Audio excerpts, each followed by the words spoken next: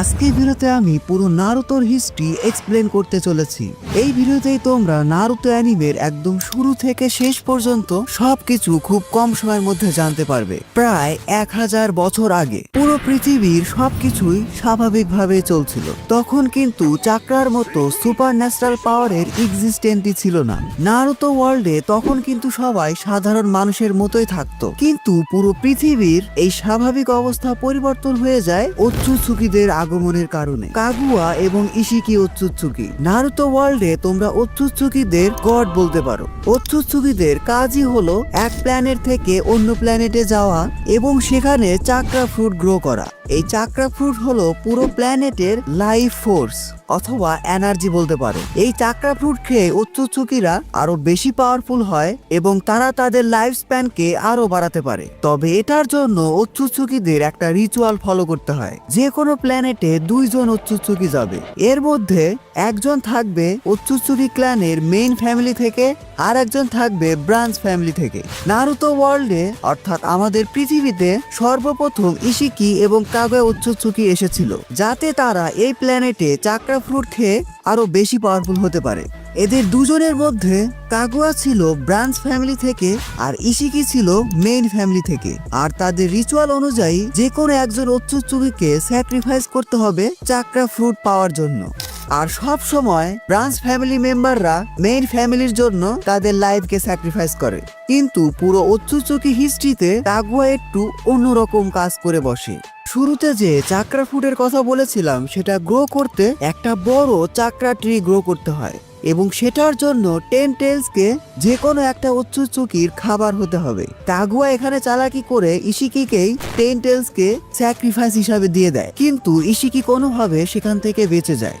এটা নিয়ে পরে কথা হবে। কাগুয়ার বিষয়ে আসা যাক। কাগুয়া এটা করেছিল কারণ এই ওয়ার্ল্ডের হিউম্যানদের আচার ব্যবহার তার কাছে একটু অন্যরকম লেগেছিল। সে কোনোভাবে সাধারণ মানুষের মধ্যে ফ্রেন্ডশিপ, লয়ালিটি এবং ভালোবাসাকে ফিল করতে পারছিল।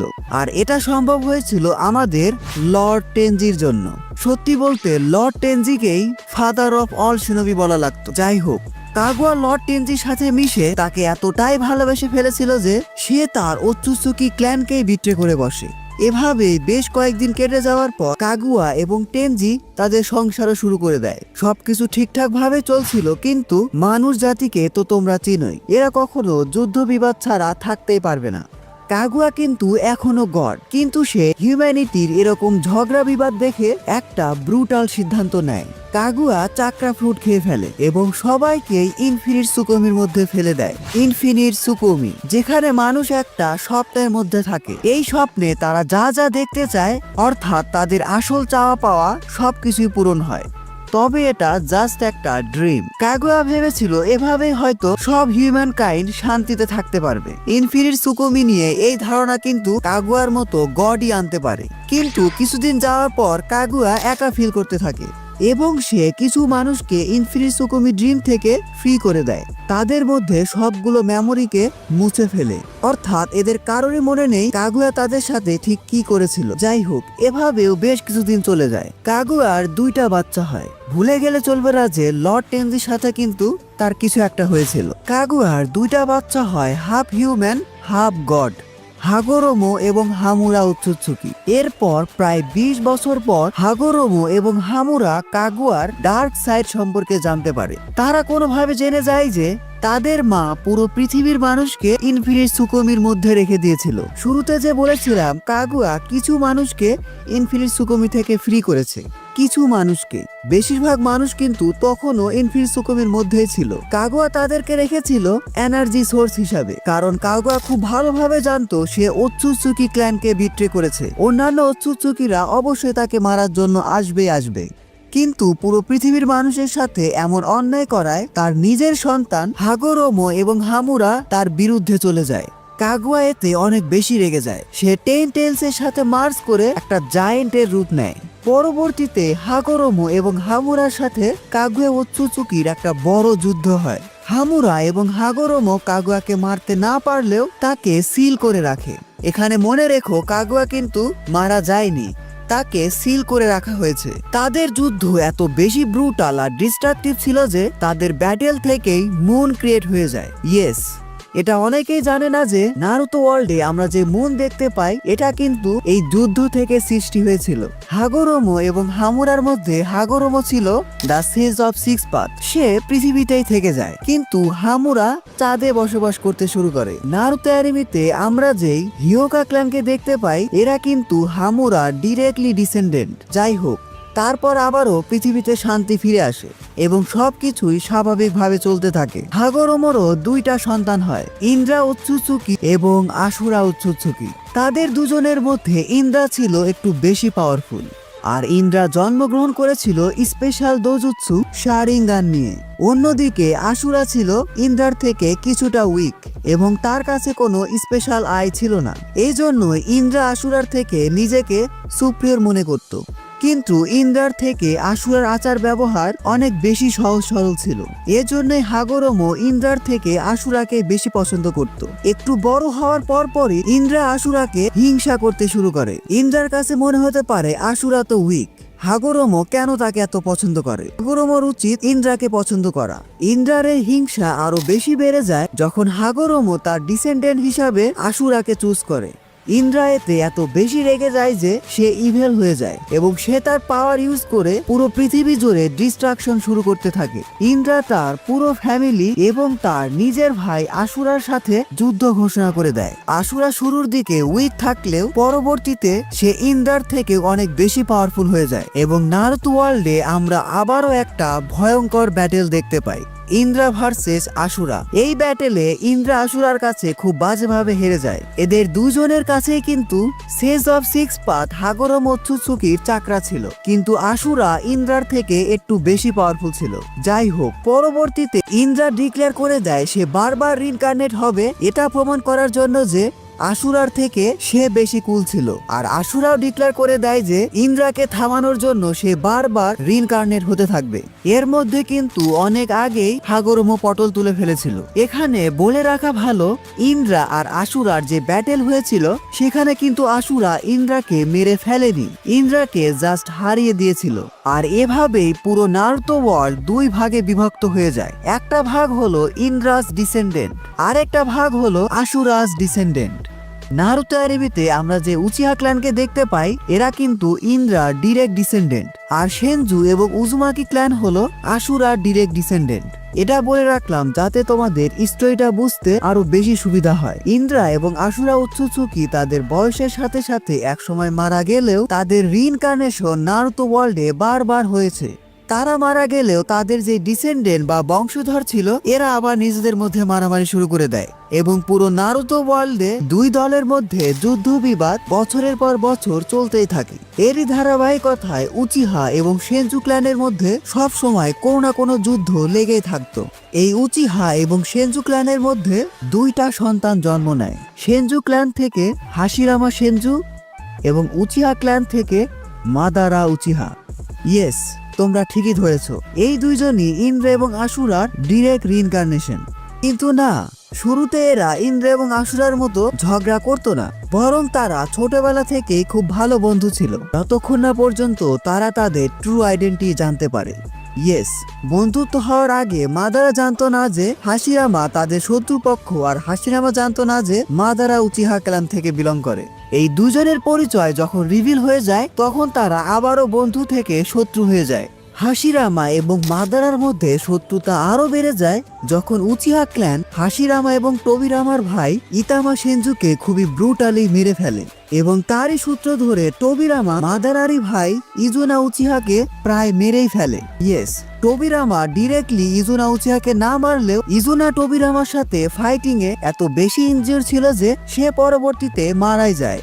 মারা যাওয়ার আগে ইজুনা তার ভাই মাদারাকে তার শারিঙ্গান দিয়ে যায় এবং মাদারা অ্যাওয়েকেন করে ফেলে মাঙ্গেকিউ শারিঙ্গান। মাদারা মাঙ্গেকিউ শারিঙ্গান নিয়ে আরো বেশি পাওয়ারফুল হয়ে যায় এবং নাইট টেলসকে কুত্তার মতো ধরে নিয়ে গিয়ে হাশিরামার সাথে যুদ্ধ ঘোষণা করে। বাট হাশিরামা তো হাশিরামাই। হাশিরামা ছিল আশুরা উৎসুৎসুকির রিইনকার্নেশন এবং সে স্বাভাবিকভাবেই মাদারার থেকে অনেক বেশি পাওয়ারফুল ছিল। তাকে তো এমনি এমনি আর গড অফ অল শিনোবি বলে না। হাশিরামা তার পিক সময়ে এত বেশি পাওয়ারফুল ছিল যে মাদারা তার পারফেক্ট সুসানো এবং নাইন টেলস এর ফুল পাওয়ার ইউজ করেও তাকে হারাতে পারেনি। এরপর পুরো উচিহা ক্ল্যান সেনজু ক্ল্যানের কাছে আত্মসমর্পণ করে।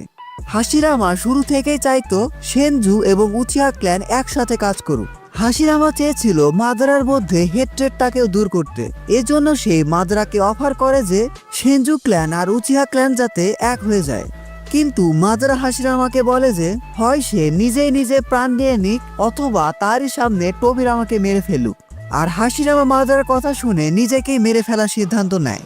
হাশিরামা চেয়েছিল তার মারা যাওয়ার পরেও যেন সেনজি এবং উচিহারা একসাথে থাকতে পারে, কারণ পুরো শিনোবি ওয়ার্ল্ডের এই যুদ্ধ বিবাদে সাধারণ মানুষ খুব বাজেভাবে ক্ষতিগ্রস্ত হচ্ছিল। এদিকে হাশিরামার এরকম ভালো মানুষই দেখে মাদারা সামহাও পটে যায় এবং সব শেষে উচিহা এবং সেনজু ক্ল্যানের মধ্যে সমঝোতা চুক্তি হয়। এরপর বেশ কিছুদিন সবকিছু বেশ ভালোভাবে চলছিল, কিন্তু এটা ভুলে গেলে চলবে না যে আমাদের ghost of the Uchiha Madara ছিল আশুরার রিইনকার্নেশন।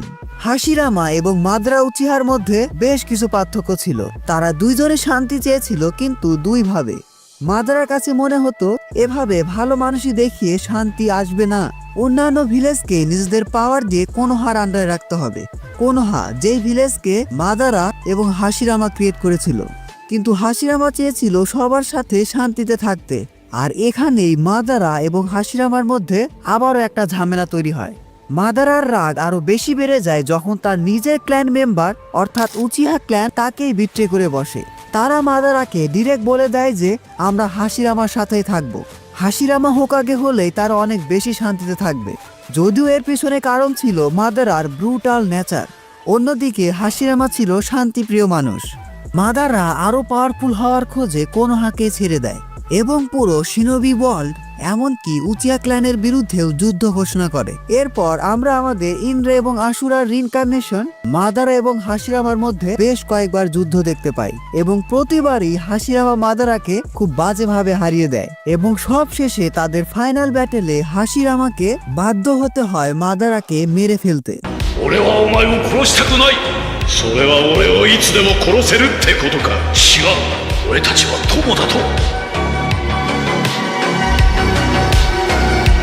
হাশিরামা মাদারা俺すっごい術考えてきたぞこの葉学連の里ってなると কিন্তু মাদারা এখানে চালাকি করে কোনোভাবে সেখান থেকে বেঁচে যায়। মাদারা এখানে ইজানাগিকে ইউজ করেছিল।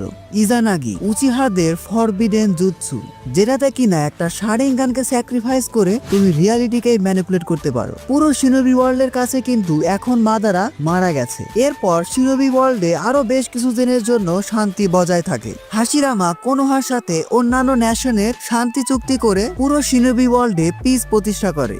কিন্তু মানুষ তো মানুষই। হাশিরামা মারা যাওয়ার পর তাদের মধ্যে এসব যুদ্ধ আবার শুরু হয়ে যায়।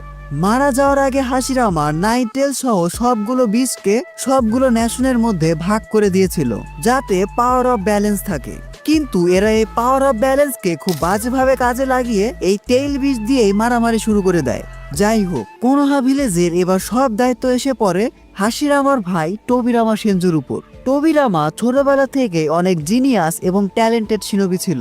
সে তার লিডারশিপ এবং হোকাগে স্কিল দিয়ে পুরো কোনোহার চেহারায় পাল্টে ফেলে। টোবিরামা ছিল প্রথম শিনোবি যে কিনা কোনোহা ভিলেজে নিনজা একাডেমি প্রতিষ্ঠা করে এবং উচিহা ক্ল্যানকে পুলিশ ফোর্সের দায়িত্ব দিয়ে দেয়। টোবিরামা হোকাগে হওয়ার পর খুব ভালোভাবে বুঝে গিয়েছিল যে শিনোবি ওয়ার্ল্ডের এসব যুদ্ধ বিবাদ এত সহজে শেষ হবে না। তাই এই লড়াইয়ে টিকে থাকতে হলে তাদেরকে নিজের ভিলেজকে অন্যান্য ভিলেজ থেকে সব দিক থেকে উন্নত করতে হবে। টোবিরামার এই চিন্তা আমার কাছে বেশ রিয়ালিস্টিক লেগেছিল। যাই হোক, টোবিরামার সময়ে শিনোবি ওয়ার্ল্ডে ফার্স্ট গ্রেড নিনজা ওয়ার হয় এবং এখানে কোনোহা শিনোবিদেরকে বাঁচানোর জন্য টোবিরামা নিজেকেই স্যাক্রিফাইস করে ফেলে। টোবিরামাকে মেরেছিল কেনকাকু এবং গেনকাকু। মারা যাওয়ার আগে টোবিরামা তার নিজের ফেভারিট স্টুডেন্ট হিরুজেন সারুতোবিকে হোকাগে বানিয়ে দেয় এবং হিরুজেন হয়ে যায় পুরো কোনোহা ভিলেজের থার্ড হোকাগে। তোমরা বলতে পারো সবচেয়ে ওর্স্ট হোকাগে। হিরুজেনকে শিনোবি প্রফেসর বলা হতো কারণ সে 5 চাকরা নেচারের সবগুলো মাস্টার করে ফেলেছিল এবং পুরো কোনোহা ভিলেজে এমন কোনো জুৎসু ছিল না যেটা কিনা সে মাস্টার করেনি। কিন্তু তার লিডারশিপ স্কিল ছিল খুবই খারাপ। হোকাগে হিসাবে সে এমন ডিসিশন নিয়েছিল যেটাতে কোনোহা ভিলেজ বেশ কিছু ইম্পর্টেন্ট শিনোবিদের হারিয়েছিল। হিরুজেনের সময় কিন্তু শিনোবি ওয়ার্ল্ডে 2টা ওয়ার্ল্ড ওয়ার হয়েছিল। সেকেন্ড ওয়ার্ল্ড ওয়ার এবং থার্ড ওয়ার্ল্ড ওয়ার। এর মধ্যে অনেক কিছু হয়ে গেছে, এত কিছু বলতে গেলে ভিডিও অনেক বড় হয়ে যাবে।